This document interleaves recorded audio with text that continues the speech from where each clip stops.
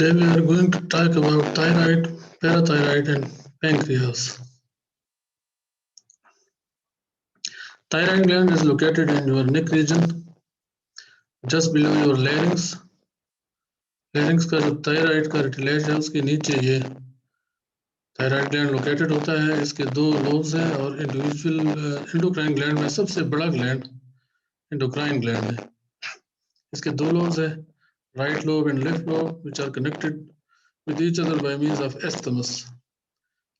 The thyroid two lobes that cover your trachea.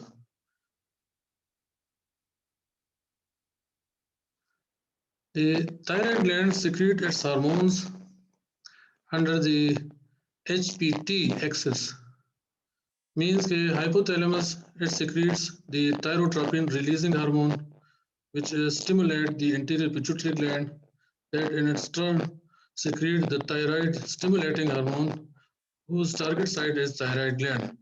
After stimulation, thyroid gland produces T3, that means triiodothyronine, T4, that means thyroxine and calcitonin. This is the molecular structure formula of the triiodothyronine. These are the two tyrosine units which are held together, and they contain 3 atoms of iodine attached to the 2 tyrosine atoms, 2 to 1 and 1 to the other. The thyroxine, which is actually also called T4, is containing 4 iodine atoms attached to the tyrosine units. The more active form and the most abundant form is the thyroxine, which constitutes almost 90% by volume of the thyroid hormones. This one constitutes only 10%. Based upon the activity, T3 is more active and potent as compared to T4, but its effect is short-lived, while that of the thyroxine is long-lived effect. The thyroid hormones, all the body cells are affected either directly or indirectly by the thyroid hormone. T3 and T4, they perform the following functions in the body. They are the main determinant of the basal metabolic rate, BMR. BMR is the regulator of the body's rate of oxygen consumption and energy expenditure under resting conditions. आम हालत में जो हमारी body जिंदा रहती है उसके अंदर जो लोएस्ट लेवल ऑफ मेटाबॉलिज्म जारी रहता है, इसको कहते हैं बेसल मेटाबॉलिक रेट. और ये सारा जो है it is under the control of T3 and actually T4. It influences the synthesis and degradation of carbohydrates, fat and protein. Enhances glucose catabolism and synthesis of cholesterol in the liver. खासकर glucose की जो breakdown है body के अंदर जिससे energy release होती है, ये भी थायराइड हार्मोन यानी थायरॉक्सिन और ट्राईआयोडोथायरोनिन के अंडर कंट्रोल है. Plays crucial role in the normal development of the nervous system in fetus and infants. जो आपकी नर्वस सिस्टम की डेवलपमेंट है और स्पेशली मेटामॉर्फोसिस है, इसमें भी बड़ा इंपॉर्टेंट रोल है इसका. जो बॉडी के ऑर्गन्स बनते हैं और डेवलप होते हैं, प्रॉपर्ली मैच्योर होते हैं, इसमें भी दोनों हार्मोन्स का इंपॉर्टेंट रोल है, स्पेशली थायरॉक्सिन का.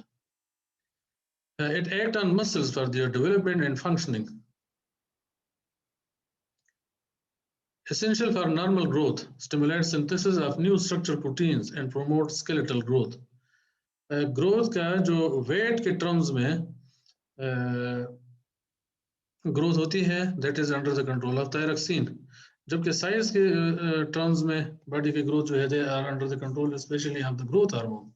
लेकिन जिस्म के अंदर जो वेट गेन है that is specially controlled by thyroxine and thyroid hormones.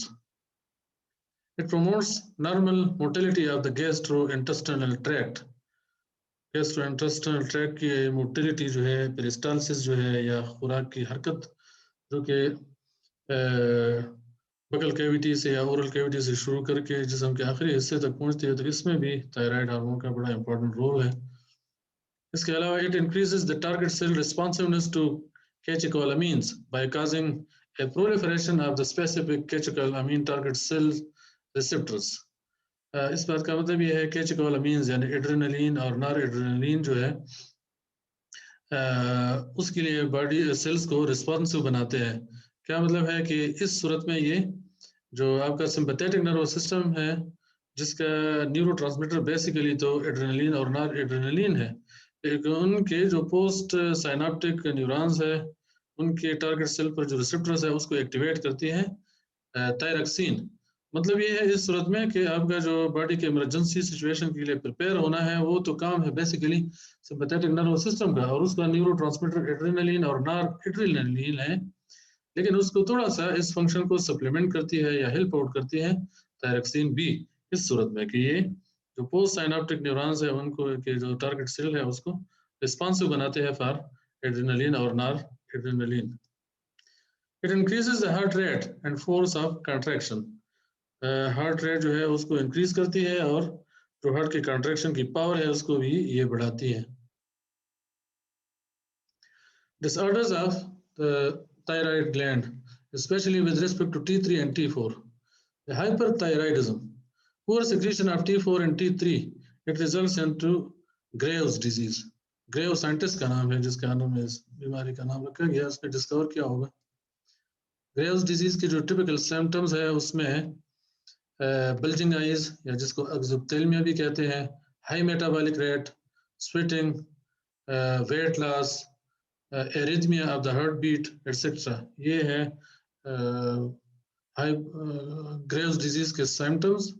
और ये एक टाइप है हाइपरथायराइडिज्म की, यानी अगर ओवर सिक्रीशन होगी T4 की या T3 की।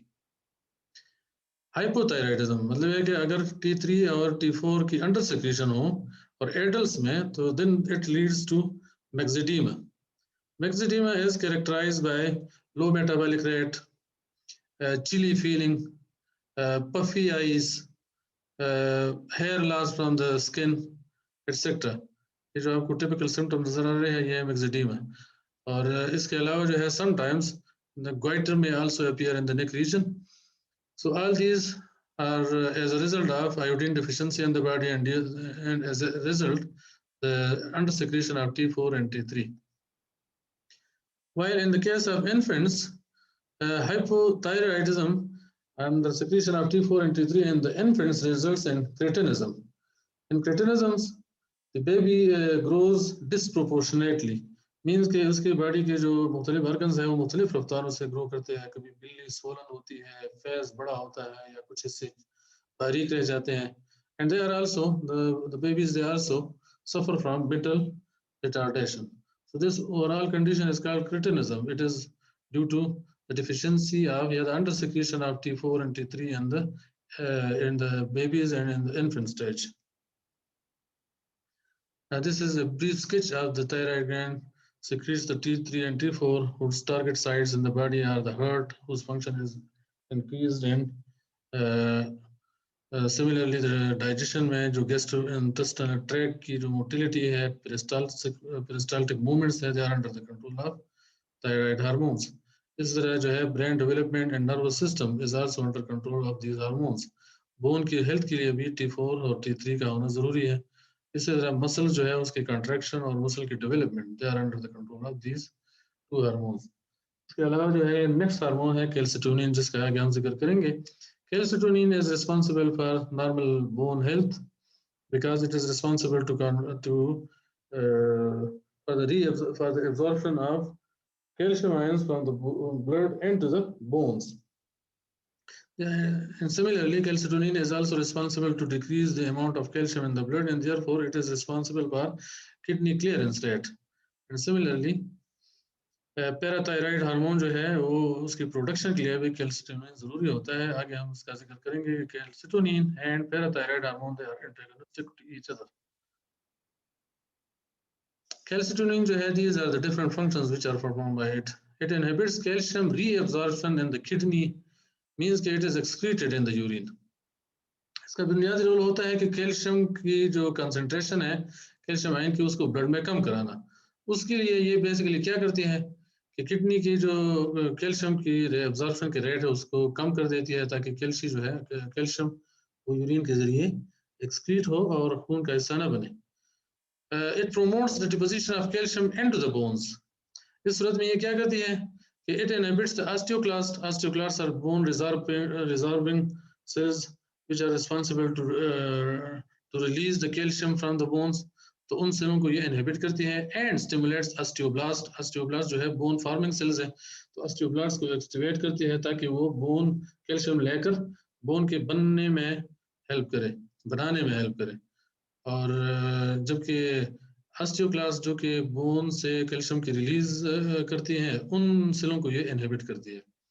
ये वाला रोल आगे हम देखेंगे कि पैराथॉर्मोन इसके मुकाबले में उल्टा काम करेगा, कि वो जो है ऑस्टियोक्लास्ट को स्टिमुलेट करेंगी और ऑस्टियोब्लास्ट को इनहिबिट करती है। लेकिन कैल्सिटोनिन जो है ये ऑस्टियोक्लास्ट को इनहिबिट और ऑस्टियोब्लास्ट को स्टिमुलेट करती है। Similarly, calcitonin is responsible for the inhibition of calcium absorption by the intestine। क्योंकि खून में कैल्शियम की मकदार ज्यादा होती है तो कैल्सिटोनिन खारिज होता है, तो खून में मजीद कैल्शियम ना आए, therefore it inhibits the calcium ion absorption by the intestine, and the overall result is the lower calcium ion level in the blood. So its basic role is to reduce the calcium in the blood and to deposit it either into the bones or excrete it through the kidneys. Deficiency of calcitonin may cause weakness of the bone, disturbance in the functioning of nervous and muscular tissue, and kidney stones due to high blood calcium level, which is also called hypercalcemia. So the next endocrine gland is parathyroid gland। इसको parathyroid इसलिए कहते हैं कि ये thyroid gland ही के जो lobes होते हैं उसी ही के अंदर लोकेटेड होती है। जो आपका ये सामने नजर आ रहा है ये थायराइड ग्लैंड है। तो थायराइड ग्लैंड का जो डार्सल साइड है, जो ट्रैके की तरफ करीब हिस्सा है, जिसको अगर हम इसी को उल्टा करके देख ले तो ये होगी। तो इन ही दोनों लोब्स के पिछले साइड पे यहाँ मतलब आपके इनकी डार्सल साइड पे ये चार जो ग्लैंड्स आपको यहाँ पर इस डायग्राम में जरा ब्राउन कलर के नजर आ रहे हैं या ऑरेंज कलर के नजर आ रहे हैं, these are parathyroid glands। So the two pairs of parathyroid glands, they are located on the dorsal or back side of the thyroid gland. They secrete parathormone PTH, which controls the blood calcium balance. It is antagonistic to the calcitonin and release calcium ion from the bones into the blood। तो ये तो इसका role हुआ। Too little results in cramping and tetany, यानी muscles की uncontrolled contraction का ये सबब बनती है या मसल पुल का सबब बनती है। टू मच अगर इसकी ओवर सेक्रेशन होगी, इट रिजल्ट्स इन ऑस्टियोपोरोसिस और किडनी स्टोन्स। ऑस्टियोपोरोसिस का मतलब है वीकनिंग ऑफ द बोन। जब बोन्स में से कैल्शियम की मकदार कम हो जाती है तो वो वीक हो जाते हैं और उनके फ्रैक्चर होने के चांसेस बढ़ जाते हैं। And also kidney stones means के कैल्शियम जो है वो खून में ज्यादा रहेगा और जिसका नतीजा ये होगा कि किडनी स्टोन्स बनने के चांसेस बढ़ेंगे। इस डायग्राम में आपको दिखाया गया है कि इन दोनों हार्मोन्स का रोल क्या होता है। Increase in blood calcium level, कि जब कैल्शियम आयन की मकदार खून में बढ़ती है ऐसी सूरत में it is stimulus for the increase secretion of calcitonin from the thyroid gland. और इसका रोल फिर क्या है, ये ऑस्टियोब्लास्ट सेल जो है, जो बोन फॉर्मिंग सेल है, उनको एक्टिवेट करती है और कैल्शियम को बोन का हिस्सा बनाती है ताकि बोन स्ट्रांग हो जाए और मजबूत हो जाए, इसकी मिनरलाइजेशन हो। और यही एट द सेम टाइम ये रेड एरो का मतलब ये है कि ऑस्टियोक्लास्ट को इनहिबिट करती है ताकि बोन में से कैल्शियम के खून की तरफ रिलीज ना हो। लेकिन जब कैल्शियम की मकदार खून में इंतहाई कम हो तो ऐसी सूरत में फिर क्या हो जाती है, decrease in the blood calcium level. It increases secretion of parathyroid hormone, means के पैराथॉर्मोन पर रिलीज होगा पैराथायराइड ग्लैंड से। और उसका रोल क्या है, वो उसका टारगेट साइड है ऑस्टियोक्लास्ट, और ऑस्टियोक्लास्ट का रोल ये है कि बोन से कैल्शियम को रिलीज करके खून में छोड़ना। यहाँ पर दिखाया नहीं गया है लेकिन यही हार्मोन जो है ऑस्टियोब्लास्ट को इनहिबिट करती है ताकि जो है ये कैल्शियम बोन का हिस्सा ना बने, बल्कि बोन से जो कैल्शियम है वो खून के अंदर आए ताकि जो ब्लड के अंदर एक ऑप्टिमम लेवल ऑफ कैल्शियम है वो भी मेंटेन रहे। तो ये दोनों आपस में एक चेक एंड बैलेंस के जरिए काम करते हैं, फीडबैक मैकेनिज्म के जरिए। तो खून में कैल्शियम बढ़ेगा तो कैल्सिटोनिन खारिज होगा और पैराथार्मोन की उस वक्त जो है सिक्रीशन नहीं होगी।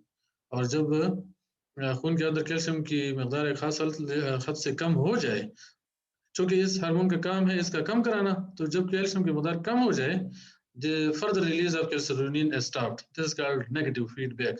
और इस सूरत में क्या होगा?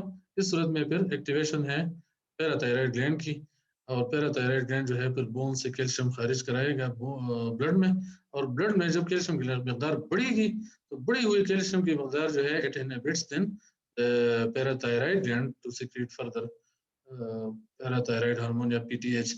मींस इन दोनों का मैकेनिज्म क्या है? नेगेटिव फीडबैक है। इसका काम है कैल्शियम की मकदार को बढ़ाना, तो जब बढ़ जाए तो इसकी फर्दर सिक्रीशन कम हो जाती है। इसका काम है खून में कैल्शियम की मकदार कम कराना, और जब कम हो जाए एक दफा तो उसके बाद फर्दर इसकी सिक्रीशन स्लो या स्टॉप हो जाती है। नेक्स्ट हमारा जो ग्लैंड है वो है पेंक्रियाज, और ये आपको हमने डाइजेशन वाले सिस्टम में भी बताया था कि it is performing dual function. ये दो काम करता है, एक तरफ तो इसका जो पेंक्रियाज है ये जो कि हमारे स्टमक के या ड्यूडेनम के करीब एक लीफ लाइक ग्लैंड है, तो इसके दो बड़े हिस्से हैं। मेन हिस्सा इसका जो है वो है इसका एक्सोक्राइन। एक्सोक्राइन मींस कि उसके जो है अपने डक्ट्स है, अपनी नालियां है। ये जो एसाइनर सेल्स है या एसिनाई है, इनके सेल्स सीक्रेट करते हैं पैंक्रियाटिक जूस, जो कि इन नालियों में शामिल होकर एक कॉमन पैंक्रियाटिक डक्ट के जरिए यहाँ आकर ड्यूडेनम में खुलता है, और पैंक्रियाटिक जूस डाइजेशन में फूड के मुख्तलिफ कंपोनेंट्स यानी कार्बोहाइड्रेट्स, लिपिड्स और प्रोटीन को डाइजेशन करती है। लेकिन इसी ग्लैंड के अंदर, इसी पूरे बड़े ग्लैंड के अंदर छोटे छोटे पैचेस है सेल्स के, जो कि रेस्ट ऑफ द टिश्यू से सेपरेट होती है। Therefore they are called islets यानी जजीरे, islets of Langerhans, islets of Langerhans. तो ये जो आइलेट्स ऑफ लेंगरहांस है, उनकी जो सिक्रीशन है वो अपनी नालियों में नहीं जाती, बल्कि ब्लड कैपिलरीज में, खून में शामिल होकर टारगेट साइट तक पहुंचती है। इसलिए ये रीजन इसकी रोल प्ले करती है as endocrine and are called islets of Langerhans. तो islet of Langerhans in the pancreas they are actually और endocrine glands. So the islets of Langerhans are small clusters of cells located in the pancreas. ये थोड़ा सा इसका detail diagram है, आप देख लें कि इस ये उसमें से एक सिंगल आइलेट दिखाया गया है, जिसमें आपको ये जो ये स्ट्रक्चर ये ब्राउन कलर के नजर आ रहे हैं, they are beta cells, they are larger in number, they are responsible to secrete the insulin, and these blue cells, they are fewer in number and they are responsible to secrete the antagonistic hormone glucagon. And these green coloring cells, which are shown here in the green color, they are called delta cells. They produce a substance which inhibits the secretion both of glucagon and insulin under certain conditions. जबकि ये जो हिस्सा आपको simplified version में दिखाया गया है, these are the acini या एसिनर सेल्स, और इनसे जो है पैंक्रियाटिक जूस खारिज होता है, जो कि इन छोटे छोटे नालियों के जरिए फिर आपस में मिलकर एक कॉमन पैंक्रियाटिक डक्ट बनाता है। तो ये वाला हिस्सा इसका है एक्सोक्राइन, जबकि ये वाला हिस्सा जिसकी सिक्रीशन खून में शामिल हो जाती है, कैपिलरीज में शामिल होकर टारगेट साइट तक पहुंचती है, ये वाला हिस्सा इसका है एंडोक्राइन। और ये आगे हम बताएंगे कि कौन से हार्मोन खारिज करती है। तो secretions from the islets of Langerhans, the beta cells secrete the hormone insulin, which is essential for the maintenance of normal blood sugar levels. It do so by increasing glucose uptake by cells, promoting glycogenesis, means कि glucose को convert करती है glycogen में ताकि वो store रहे। Use of glucose in cellular respiration, खून में से ये ग्लूकोज लेकर सेल्स में पहुंच जाती है और सेल में यूटिलाइज भी हो जाती है ताकि शुगर कम हो जाए। Conversion of glucose into lipids, इसको लिपिड्स में भी कन्वर्ट करती है ताकि शुगर की मकदार कम हो जाए। एंड इनहिबिटिंग ग्लूकोन्यूजेनेसिस, प्रोटीन से या लिपिड से ग्लूकोज बनाने के अमल को कहते हैं ग्लूकोन्यूजेनेसिस। इसको ये इनहिबिट करती है ताकि मजीद ग्लूकोज ना बने, क्योंकि इंसुलिन उस वक्त सीक्रेट होगी कि जब ग्लूकोज का लेवल ब्लड के अंदर एक खास हद से ज्यादा होगा, यानी तकरीबन 100 मिलीग्राम पर लीटर ऑफ द ब्लड से जब शुगर ज्यादा होगा, ग्लूकोज ज्यादा होगा, फिर इंसुलिन खारिज होती है, और इंसुलिन इन मुख्तलिफ मैकेनिज्म के जरिए शुगर के लेवल को कम करा देती है। Inadequate levels results in a disease which is called diabetes mellitus. यानी ये ऐसी कंडीशन है जिसमें खून के अंदर शुगर की लेवल एक खास हद से बढ़ जाती है। यानी अगर हम फास्टिंग की बात करें तो ऐसे हालत में 120 मिलीग्राम पर 100 ml ऑफ द ब्लड से जब शुगर की लेवल बढ़ जाती है तो फिर न सिर्फ ये कि खून में शुगर बढ़ जाती है बल्कि यूरिन में भी एक्सक्रीट होना शुरू हो जाती है। मिलीलीटर्स का लफ्ज़ी तर्जुमा है थ्रू हनी, मीन्स के जो आपका यूरिन है वो मीठे जायके का बन जाता है, यानी उसमें शुगर बाहर एक्सक्रीट होता रहता है। ये बड़ी सीरियस कंडीशन है, डिजीज़ है, जिसके कई टाइप्स है जो हम हेरिडिटी में तकरीबन पढ़ेंगे। और ये होता किस वजह से है? इंसुलिन की डिस्टर्बेंस की वजह से। या तो इंसुलिन सिक्रीट नहीं होता तो डायबिटीज टाइप 1 होता है, या इंसुलिन सिक्रीट तो होता है लेकिन बॉडी उसको रिस्पॉन्स नहीं करती तो फिर डायबिटीज टाइप 2 होता है। बहरहाल इंसुलिन की इनसफिशिएंसी या अगर इम्प्रॉपर इनकी सिक्रीशन हो या सिक्रीशन हो लेकिन प्रॉपर्ली वो मेटाबॉलिज्म में रोल प्ले न कर सके तो the condition is called as diabetes mellitus, जिसको आम जुबान में हम कहते हैं ज़ियाबेतस या sugar. Alpha cells secrete glucagon that is antagonistic to insulin and facilitate the breakdown of glycogen to glucose. This elevates the blood sugar level. ये उस वक्त होगा जब अगर इंसुलिन अपना काम करते रहे और शुगर का लेवल एक खास हद से कम होना शुरू हो जाए, जिसको कहते हैं हाइपोग्लाइसीमिया। तो हाइपोग्लाइसीमिया भी बॉडी के लिए नुकसानदेह होती है। शुगर एक खास रेंज में बॉडी के अंदर कम से कम होना चाहिए एनर्जी के सोर्स के तौर पर। तो जब वो कम होना शुरू हो जाए then the alpha cells are activated and they start to secrete glucagon, which is then responsible to convert the glycogen to glucose so that it is made available for catabolism. The third type of cells, which are called delta cells, suppress the release of glucagon and insulin.